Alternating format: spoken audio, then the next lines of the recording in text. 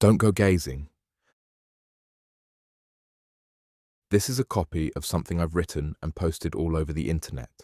The websites, subreddits, and Discord servers relating to the hobby have long been found and shut down. There aren't many of us anymore, let alone those both young, sane, and tech-savvy enough to navigate the internet. But I know for a fact that all of my old friends that may or may not still gaze still frequent these sites. For obvious reasons, I'd rather not go back into direct contact with them. This is also a general warning for anyone in the state of Utah. Do not go gazing near Park City. Two things, in case anyone gets curious enough to look it up and not take my warning seriously. 1. Gazing is watching people in their homes. Never interacting, never doing anything to affect a person or their property. It's illegal, of course, but most of the people that gaze do so from outside of the property. They use this as a legal and moral excuse to justify their curiosity, though most of the hobbyists claim that as long as you're on public property, you aren't breaking any sort of law just by watching someone's house. Second, Park City is a place near Salt Lake City in Utah. High up in the mountains, it's a place prided as the home of the Sundance Film Festival, which isn't the case anymore, but for a long time it was quite the claim to fame. And the Winter Olympics back in the early 2000s. The place has a lot of money invested in it, which leads to a lot of big, isolated houses among the mountains where owners don't bother drawing the shades, or just as bad, ignoring that you can see their silhouettes as long as the lights are on, unless you have some very thick curtains in front of your windows. Gazing only has 3 rules that are actually quite outspoken. You only have a few hours to watch and wait for something exciting. You cannot leave any sort of evidence of your presence. You can never go back to the place you've already been. Gazing is a short-lived hobby, and it's well understood that anyone who breaks these rules or goes homeless trying to find new places to watch winds up jumping down the rabbit hole and getting caught. I never did, not until last night. My idea was genius. Usually I went up into the lower hills and outcrops around Salt Lake City itself, but it was a hard trip. Anytime you gaze, it usually means an overnight trip to a specific neighborhood. That meant that you either needed a car with nothing discernible about it or rely on public transportation, which I often did. But a trip to Park City? Hell, I could drive up there myself and make a nice staycation out of it, spending a week in a nice hotel with 3 of the 7 days dedicated to a long trip gazing down the mountains around town. The best part was that I had a way to make it almost too easy of an effort: the Alpine slides. Basically, big long concrete slides that wind down the mountain. Renting the wheeled cart needed to use the slides was relatively expensive, but I didn't need that. Just the ticket up the chairlift. After a day of enjoying a nice hotel and some pretty fun local bars, followed by a day of using the pool, hot tub, and an arcade down the road, I parked my car at the end of a certain neighborhood and took a bus back to the Alpine slides. I planned it so that I took the last ride up to the highest slide. What I thought would be the most dangerous gamble of the night was jumping off of the chairlift and dashing into the forest, lugging my pack stuffed with slapdash camping essentials. My insides were in tight knots, but I managed to make the jump while the chairlift was near the ground. I got up and ran, not bothering to check if anyone had seen me. I dove, sliding into the bushes near the trees, and stayed still. I hadn't seen any cameras on the chairlifts, but I made a bet that if there were any, they weren't being watched particularly closely. I waited in the bushes for an entire hour, occasionally crawling east towards the neighborhood that I had spotted on Google Maps. It was a long, winding neighborhood marked with big houses and, this is how you know the people that owned them were loaded, massive driveways. Best of all, the mountain seemed to slope in just a way that I could comfortably and constantly walk downhill in the thick forest surrounding the houses, comfortably listening to music while I gazed. The sound of an engine came up the hill. I looked back, making sure not to move my body too quickly. A group of security guards rode on ATVs up the hill towards the slide I'd just bailed from. I'd gotten high enough to see where the chairlift I'd abandoned ended up, a large concrete platform with the slide stretching down towards the opposite side of the mountain. A few employees, I think of the hotel the slides were owned by, stood waiting for the security guards. Still moving slowly, I pulled out my binoculars and watched them, my entire body clenched when the group turned toward the forest I was hiding in. Eventually, One of the employees shook their heads and said something that made the rest laugh. The security guards went back down the mountain, and the hotel employees got to reap a pretty good benefit of their job, getting to slide down after every shift to clock out and go home. Shivering slightly, I put my binoculars back into my pocket and risked standing up. I'd crawled far enough into the trees to not be noticed, or at least I hoped. This part of the journey, hiking a few miles towards the neighborhood, was the riskiest part. Getting caught by the hotel would be bad, but getting caught near a public road that I could claim I was in the middle of jogging got me out of felony territory and towards a petty misdemeanor. But goddamn, it was a beautiful walk. Squirrels and birds seemed to be everywhere, and the scent of the alpine, a unique blend of fir trees, pines, and sagebrush, was intoxicating. Even if I didn't see anything exciting when I gazed, this renegade hike through the mountains was more than enough of a thrill to make the trip worth it. A few hours later, I rounded a certain hill, and I was finally at my destination. It was pretty much a huge pit that had large houses with even larger yards winding down through forests that were almost overtaken by civilization. Meticulously sculpted pavements snaked down towards the west side of what I'll call the pit. Every quarter of a mile, a 3, occasionally 4-story house split off from the roads. It would have been a nightmare to navigate if there wasn't a consistent pattern on the leftmost neighborhoods, a clear path of forest that would cover me while also being directly across from many of the houses that wound down the pit. At the very end, and I double-checked this just to be safe, was a gate that led back out into a public park near Park City proper. My car was parked at the edge of said park. My binoculars came back out from my pocket. The sun was still setting, and there was a stretch of hill that I needed to walk down to start on my path down the pit. In the meantime, I thought I'd get some preliminary gazing out of the way. There was only one house that had lights on that I could see from the top of the pit. I say house, but it was really a mansion, hosting a party that filled the entire yard, with a large pool, hot tub, a basketball court, and even 2 batting cages that took up a football field-sized section of land. People of all shapes and sizes and colours mingled, ate food, and enjoyed the amenities. Nothing crazy or wild enough to warrant writing down at the time happened, but it was fun watching people have fun. After the sun really started to set, the partiers began moving inside. I watched them go in, trying to see what was going on in the mansion, but I was much too far away and elevated to get a good look. I wondered if they were going to break out the crack, molly, and condoms after they went inside. I caught sight of a little girl in my binoculars following her parents inside.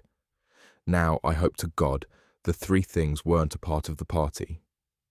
I chuckled a bit, although I really did hope the people up here weren't that fucked, drank some water and took one last look at the mansion. The little girl was standing just outside the wide mansion doors, looking towards me. Not at me, but way too damn close for comfort. There's an excellent science and learning-based channel on YouTube that I keep up with. One of their episodes had been about horror and paranoia. I bring it up because I remembered when I was looking through those binoculars that there was a popular theory that you knew when you were being looked at due to specific rays of light that can emit from someone's eyes when they look at you.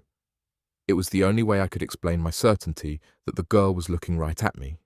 She wasn't, or at least I really don't think she was.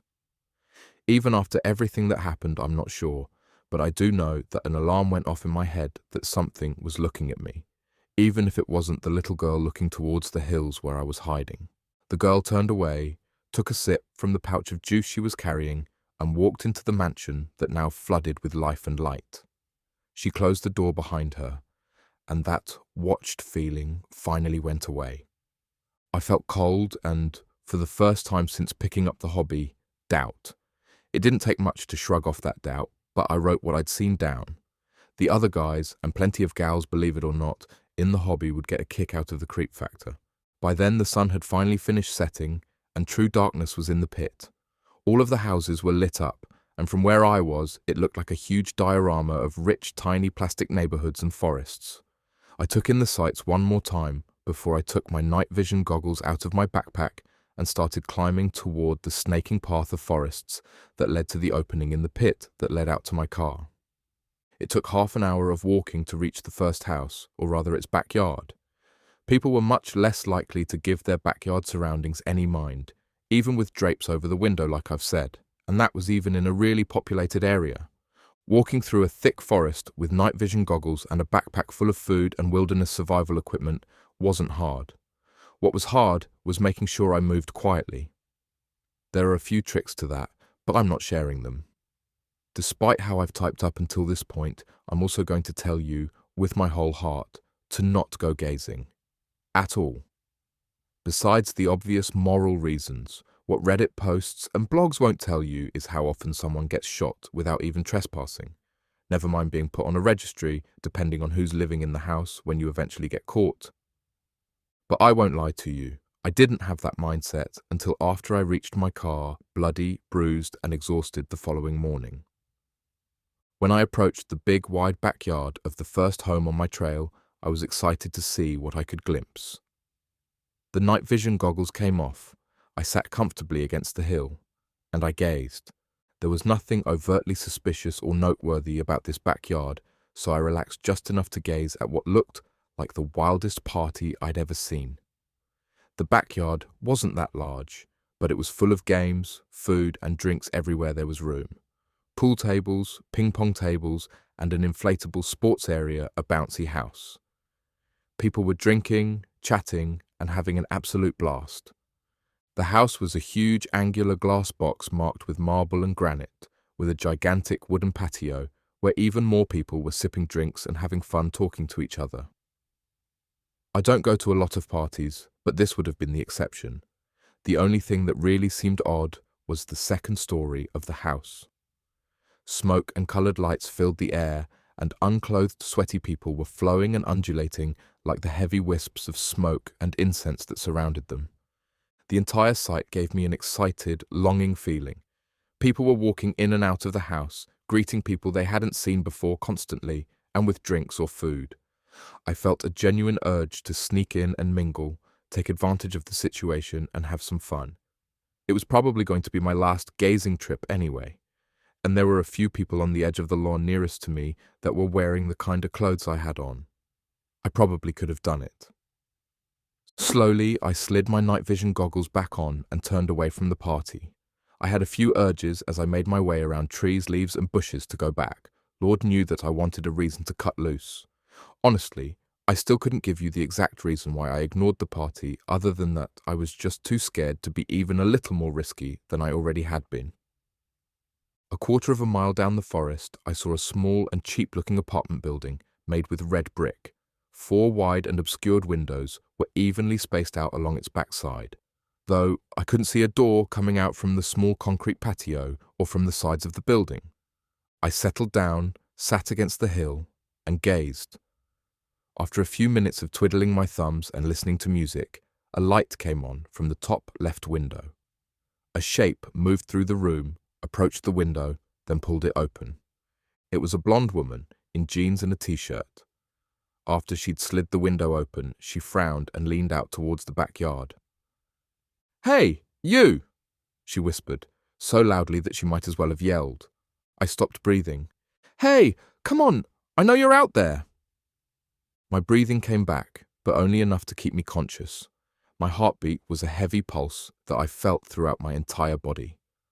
Panic was only held back by the fact that she wasn't looking directly at me. Rather, she was looking all around the forest. She didn't know where I was, but she knew I was there. "Come on, please!" she whisper-yelled, motioning towards the house. "We don't get hikers up here very often. At least tell me which trail you're heading towards." I didn't say anything, didn't even blink. Had she tracked me on the mountain? Maybe I'd set off some sort of alarm, even though I'd been keeping an eye out. "I'm going to call the cops if you don't show yourself." I almost broke. I wasn't born with a silver tongue, but I figured that if I had to, I could have passed off as a hiker. Looking back, I probably would have, but even more than the alertness I felt at being spotted, there was an odd twist to my gut that I felt when I looked at the woman continuing to whisper and, at one point, even started a one-sided conversation trying to get me to reply. At the time, only one thing felt really off to me. Her room, or the room she was standing in at least, was completely empty. The walls were cracked and yellow, both from the old paint and the dim used bulb that hung naked from a simple plug in the ceiling. A string hung down from it. There was no light switch near the door, yet the light had come on before I saw any movement in the room. Very, very slowly, I started to move my way down the forest. The light in the room wasn't nearly strong enough to reach where I was, but I played it as safe as I could. She continued to whisper until I was almost out of earshot. This is one of the few things from that night that I don't vividly remember, but I would swear that after a certain distance, she stopped talking entirely. Just when she went quiet, the light went off. Keeping my hands and legs from shaking was almost impossible. The only way I kept it together was a simple fact. If I was being tracked or had been spotted, I needed to keep an eye out for anything that would give that, or me, away. It felt like hours before I saw the next backyard, but it must have only taken me 15 or 20 minutes. Light suddenly shined in my eyes so brightly that I yanked my night vision goggles off and stared at the ground. All I could see was a pulsing white and red. "Freeze!" I heard a man shout from where I'd seen the house. "Put your hands where I can see them!" The red and white flashing in my vision became tinted with blue as my sight came back. Floodlights and police cruiser lights spinning on top of cars marked Park City Sheriff's Department. I don't know what would have happened if I'd surrendered. My gut tells me that I'm only breathing as I type this because I happened to be behind a larger tree when the lights had come on, and two things I heard out of the cacophony of shouts I heard were, "Get up from the ground, and we will open fire." I've never been arrested, and the only experience I have with cops was watching the titular show when I was younger and clips on the internet. But even in my panicked state of mind, I knew that cops didn't immediately threaten to shoot a trespasser just for trespassing. And get up from the ground. I was standing straight up behind a tree. I ignored all of my instincts and waited. The cops continued to shout, warning me that they were going to open fire if I didn't come out with my hands up. The longer I waited, the more scared I became. Not because the voices were getting louder or closer, rather that they stayed the same. Being conservative, I must have stood behind that tree for at least half an hour, yet no shots rang out, no noises of foliage being pushed aside as the cops approached me or fanned out to look for me. But the shouting continued, the floodlights and police lights blaring together and making an odd mixing of swirling colours into the trees. What got me moving after another 15 minutes was boredom, if I'm being honest. Not real boredom. I don't think my heart rate or breathing got any slower while I was expecting to get shot, but I did realise that whatever was happening wasn't going to stop. So I tried sneaking forward, low to the ground, in the shadow of the tree I'd been hiding behind. I'd barely made it 5 feet when one of the floodlights swung directly towards me. "There he is! Fire!" I ran, slow and cumbersome-like because of my backpack, but still as fast as I could. Sharp, loud cracks came from the direction of the yard. The police kept yelling, telling me to duck, freeze, to get the fuck down, and come back. I kept running. The light was doing one thing in my favour, letting me see what was ahead of me. I had no cohesive thoughts at the time, just the need to go downhill as hard and fast as I could. Any moment, a cop could get a lucky hit in. Only later I realised why I wasn't shot. I couldn't have been shot, at least not by any self-respecting cop that had ever held a gun before. With a target as large and slow as I was, it would have been harder to miss me than not. Like I said, I didn't think about it at the time. I didn't have any thoughts, just a head full of adrenaline that was doing its best to ignore the pain in my arms and legs from the running and praying that I would get to see the next sunrise. They didn't chase me. I kept running, long past the reach of any of the lights until I ran face first into a birch tree. My vision was a blur as I fell to the ground, rolling down the hill until I came to a sudden stop against another tree that caught me right in the abdomen. What air I had left in my lungs was knocked out. After a very painful, forced rest on the ground, my breath came back to me. It hurt, and so did my nose that wasn't broken but ran with blood. But I managed to claw my way to a standing position next to the tree that had both saved me and given me a huge bruise on my midsection. If it hadn't, the odds were more than likely that I would have broken something farther down the hill. The only thing that had broken was one of my night vision goggles' lenses. Still, I was grateful that I had that much. It and the compass that pointed directly toward the pit's exit was all I needed to run in a straight line as fast as I could to get the hell out of there. My days of gazing were over, to say the least. One step down the hill, it started to rain. Despite the urgency I felt in every atom of my body, I looked up towards the sky, confused. There hadn't been any clouds before, and there weren't any now. The stars shone bright, even if a bit muted from the nearby city's light pollution. I couldn't actually see where the rain was coming from, but I swear it was there. A smaller and much creepier detail that I thought about a ways down the hill was that the rain was falling everywhere, including under canopies of leaves that rain naturally ran down to leave the trunks of trees dry. I ignored it. Actually, the smell of ozone and forest rain calmed me down a little.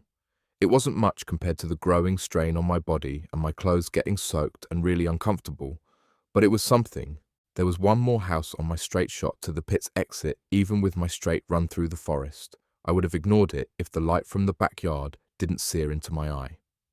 Since I was so close to the exit back into Park City, my night vision goggles went back into my pocket. Unfortunately, the hill rose and split in a way where the much quicker route wound towards the house's backyard that I saw as I got closer was lit with a low firelight. There were people there, at least a dozen. Each was tied up on X-shaped St. Andrew's crosses. Connecting them all were confetti streamers. The torches, blazing even in the rain, spread across the yard and only lit up the bodies on the crosses enough for me to get the barest look. Halfway around the hill, that I knew would let me out onto a street right next to the pit's exit, I realised that it wasn't streamers that connected all of the crosses. Streamers weren't pink and fleshy, with a tubular shape. I could also finally see that the streamers were coming from and tied between each of the bodies. Before I could scream, or more likely, puke my guts out, I heard a sharp whisper near me, from the right side of the yard. The cross closest to the end of the yard had a living person on it. A girl with one streamer already out and tied to another cross behind her. Two kids, teenagers, were trying to pull an iron stake out of one of the girl's feet. "Hey, you!" one of them whispered directly at me. "Please, come help us. We're so close." "Please," the other whispered, eyes darting between me and her friend as she sobbed. "Please help." The edge of the yard was only a few steps away. The house, a large temple-looking one that was made of massive logs and full of windows, was completely dark. I took a few steps forward, not really sure if I was going to help or not, and tripped. Falling face forward, I reached towards the ground with all my might and dug my fingers into the hard dirt. One of my nails ripped off, but I slowed to a crawl mere inches from the edge of the yard. I had to bite down on the cuff of my jacket to keep from screaming.